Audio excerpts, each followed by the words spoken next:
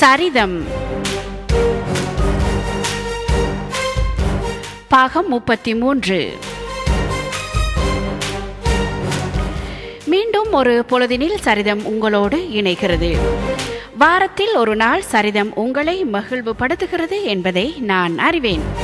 சில வேளைகளில் தடங்கல்கள் ஏற்பட்டு இடைவெளி கண்டுவிடுவதும் உண்டு.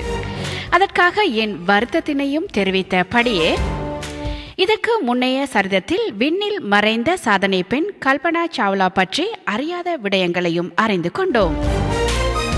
அந்த வகையில் இன்றும் சரிதம் உங்களை சிந்திக்க வைக்கும் என்று நம்புகிறேன். எத்தனையோ பேர் நம்மில் வாழ்ந்து மறைந்துவிட்டாலும் சிலரின் பெயர்களை எம் உள்ளத்தில் இருந்து எடுத்து விடுவதே என்பது முடியாததாக இருக்கும். எத்தனை தலைமுறை சென்றாலும் மக்கள் உள்ளத்தோடு இணைந்து பயணம் செய்பவர்களாகவே அவர்கள் இருப்பர். இன்று நாம் பார்க்க போகும் நபரின் சரிதமும் அப்படியே. நீல நிற கரை போட்ட வெள்ளை கைத்தறிச்சேலை, சுருக்கங்கள் நிறைந்த முகம், கருணை பொங்கும் விழிகள், அன்பும் நேசமும் பாசமும் கருணையும் சேர்ந்து அத்தனைக்கும் ஒட்டுமொத்த இலக்கணமாய் வாழ்ந்தவர், இன்றும் கோடிக்கணக்கான உள்ளங்களில் வாழ்ந்து கொண்டிருப்பவர் யாரென்று ஊகித்திருப்பீர்கள்? ஆம், அவர்தான் பொது தொண்டுக்காகவே தம்முடைய வாழ்நாளை அர்ப்பணித்த பெண்மணியான அன்னை தெரேசா அவர்கள். அன்பின் மறு உருவமாக வாழ்ந்து மறைந்த அன்னை தெரேசா பற்றி இன்று தெரிந்து கொள்ள இருக்கிறோம். அவர் பற்றி அறியும் ஆவல் உங்களில் இருந்தால் வாருங்கள், சரிதம் பாகம் 33 பார்ப்போம், கேட்போம்.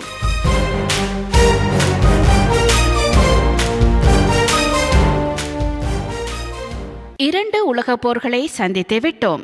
மூன்றாவது உலகப் போர் நிகழ்ந்து விடுமோ என்ற அச்சத்தில் வாழ்ந்து கொண்டிருக்கிறோம். இந்த தருணத்தில் நமக்கு அதிகம் தேவைப்படுவது பணமோ தொழில்நுட்பமோ இராணுவ பலமோ விஞ்ஞான அதிசயமோ அல்ல, அன்பும் நேசமும் பாசமும் கருணையும் தான்.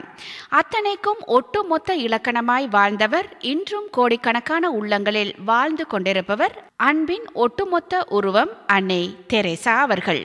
1910 ஆகஸ்ட் 26 மெசிடோனியாவில் பிறந்த அல்பேனிய இனத்தவரான இவரது இயற்பெயர் அக்னஸ் கோன்சா பொச்சாஹியூ என்பதாகும்.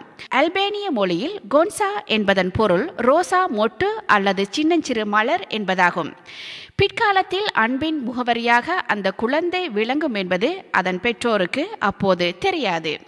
ரோமன் கத்தோலிக்க தேவாலயத்தில் கன்னியாஸ்திரி ஆன பிறகு அவர் சகோதரி தெரேசா என்று பெயர் மாற்றிக்கொண்டார். சிறு வயது முதல் ஆழ்ந்த இறை பக்தியும் பொது தொண்டில் மிகுந்த ஆர்வமும் கொண்ட இவர் தனது 18வது வயதில் ஐரிஷ் கன்னியாஸ்திரிகளை கொண்ட லொரெட்டா கத்தோலிக்க கன்னிகா மடத்தின் உறுப்பினரானார். கல்கத்தாவில் இந்திய மிஷனரிகள் செய்து வந்த சமூக தொண்டுகளின் பால் அவர் பெரிதும் ஈர்க்கப்பட்டார். எனவே டூப்ளினில் சில மாதங்கள் பயிற்சி பெற்ற பின் இந்தியாவுக்கு அனுப்பப்பட்டார். அதன்பின் ஆன்மீக கற்கையை தொடரும் முகமாக அயர்லாந்து சென்றார். 1931 ஆண்டு ஞானஸ்நானம் பெற்று அன்னை தெரேசாவானார். 1929 ஆண்டு ஜனவரி 6 தனது 19வது வயதில் கல்கத்தாவில் காலடி எடுத்து வைத்தார் அன்னை தெரேசா. அடுத்த 68 ஆண்டுகள் அந்த அன்னையின் கருணை மலையில் நனைந்த பாக்கியத்தை பெற்றது இந்திய மண். சுமார் 17 ஆண்டுகள் லொரெட்டா கன்னிமார்களின் குழுவில் சேர்ந்து ஆசிரியராக பணியாற்றிய போது கல்கத்தாவின் நெருக்கமான தெருக்களில் வாழ்ந்தோரின் நிலையையும் ஆதரவின்றி மாண்டோரின் நிலைமையும் அன்னை மனத்தை பிழிந்தன. 1946 ஆண்டு செப்டம்பர் 10 ஓய்வுக்காக இந்தியா ஜார்ஜிலிங் நகருக்கு ரயில் பயணம் மேற்கொண்டிருந்த போதுதான் அவரது வாழ்க்கையையும் பல்லாயிரக்கணக்கான ஆதரவற்றோரின் வாழ்க்கையையும் மாற்றி அமைக்கப் போகும் ஒரு தெய்வீக அழைப்பை அவர் உணர்ந்தார். நலிந்தோருக்கும் நோயாளிக்கும் உதவ கடவுளிடமிருந்து வந்த அழைப்பாக அதனை ஏற்றுக்கொண்டு லொரெட்டா கன்னிமார்களின் குழுவிலிருந்து அவர் விலகினார். கல்கத்தாவில் மிக எளிமையான சேரிகளில் ஒன்றான மோட்டிஜில் சேரிக்கு 1948 ஆண்டு டிசம்பர் 21 வந்து சேர்ந்தார். அப்போது அவரிடம் இருந்ததெல்லாம் வெறும் 5 ரூபாயும் மன நிறைய அன்பும் தான். கடுமையான ஏழ்மையில் இருந்த அந்த ஏழைகள் மத்தியில் தமது அறப்பணியை தொடங்கிய அன்னை தெரேசா 1950 மிஷனரிஸ் ஆஃப் சேரிட்டி என்ற அமைப்பை உருவாக்கினார். 1952 நிர்மல் ஹிர்டே என்ற இல்லத்தை திறந்தார். அந்த இல்லம்தான் பல்லாயிரக்கணக்கானோருக்கு அவர்களின் கடைசி காலத்தில் கருணை இல்லமாக செயல்பட்டது. கல்கத்தாவின் தெருக்களில் இருந்து உயிர் ஊசலாடிய நிலையில் காப்பாற்றப்பட்ட சுமார் 42,000 ஆண்கள், பெண்கள், சிறுவர்கள் அந்த இல்லத்துக்கு கொண்டு வரப்பட்டனர். சக மனிதர்களாலேயே புறக்கணிக்கப்பட்ட அந்த ஆத்மாக்களுக்கு அதீத அமைதியை தந்தது அன்னையின் இல்லம். சுமார் 19,000 பேர் ஆதரவின்றி மடிந்து போயிருப்பர். ஆனால் அந்த இல்லத்திற்கு கொண்டு வரப்பட்ட அவர்கள் இறுதி நிமிடங்களில் அன்னையின் அரவணைப்பில் அன்பை உணர்ந்து மகிழ்ச்சியுடன் மரணத்தை தழுவினர். ஒருமுறை ஏழைகளுக்கு உதவ அன்னை தெரேசா ஒரு செல்வந்தரிடம் கையேந்தி நின்றபோது அந்த செல்வந்தர் அன்னையின் கையில் காரி உமிழ்ந்தார். அப்போது அன்னை என்ன சொன்னார் தெரியுமா? கைக்குள் விழுந்த எச்சிலை கைக்குள்ளேயே மூடிக்கொண்டு, அந்த எச்சில் எனக்கு போதும், என் ஏழைகளுக்கு ஏதாவது கொடுங்கள் என்றார். திக்கு முக்காடி போன அந்த செல்வந்தர் அன்னையின் கால்களில் விழுந்து கதறி அழுது வாரி வழங்கினார். 1953 ஒரு அனாதை இல்லத்தையும் 1957 தொழு நோயாளிகளுக்கான இல்லத்தையும் தொடங்கி தமது பணியை அகலப்படுத்தினார் அன்னை தெரேசா அவர்கள். பலர் அருவருத்து ஒதுங்கும் போது அன்னையும் அவரது சகோதரிகளும் தொழு நோயாளிகளின் ரணங்களுக்கும் உள்காயங்களுக்கும் மருந்திட்டனர். அவர்களுக்கு அன்பு எனும் விருந்திட்டனர். ஆரம்பத்தில் 12 கன்னிமார்களுடன் தொடங்கிய அவரது மிஷனரிஸ் ஆஃப் சேரிட்டி அமைப்பு தற்பொழுது 500க்கும் மேற்பட்ட நிலையங்களாக விரிவடைந்து 132 நாடுகளில் இயங்கி வருகின்றன. தனது பணிக்கு விளம்பரம் தேடாத அன்னை தெரேசாவை நோக்கி விருதுகளும் பட்டங்களும் படையெடுத்தன.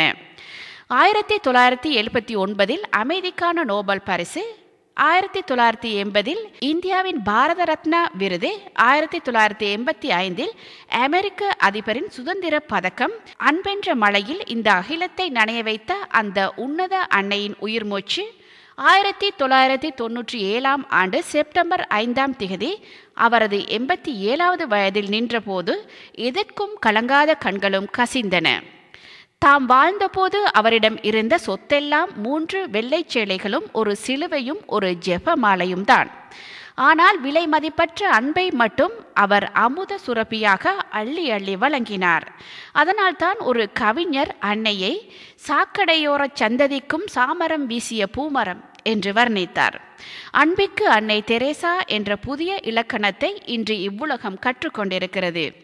அன்னை தெரேசா போன்றவர்களை எண்ணித்தான் நல்லார் ஒருவர் உளரேல் அவர் பொருட்டு எல்லாருக்கும் பெய்யும் மழை என்ற பாடலை ஔவையார் எழுதியிருக்க வேண்டும். நாம் அன்னை தெரேசா போல சக மனிதரை நேசிக்கும் மனித நேயத்தை உடல் வலிக்கும் வரை கொடுக்க வேண்டியதில்லை. நமது உயிரை உருக்கி ஏழைகளிடமும் ஆதரவற்றவர்களிடமும் அன்பு செலுத்த வேண்டியதில்லை. நமக்கு வேண்டியவர்களிடமும் அன்றாடம் நாம் சந்திப்பவர்களிடமும் நமக்கு அருகில் இருப்பவர்களிடமும் உண்மையான அன்பு செலுத்தினாலே போதும், நமக்கும் அந்த அன்பென்ற வானம் வசப்படும்.